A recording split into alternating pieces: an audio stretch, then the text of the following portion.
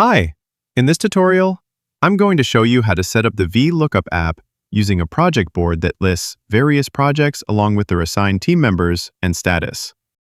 In this setup, the source board is a roles database that contains project assignments tied to a unique drop-down value, and the target board is the project board.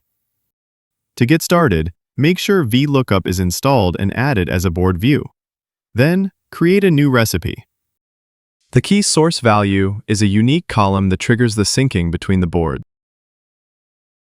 This allows you to pull in relevant data, like people, status, or custom fields, without needing to duplicate information across boards.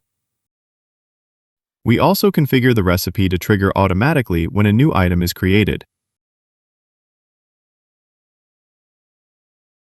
As you can see, all the necessary automations and webhooks are created automatically. Let's test it now.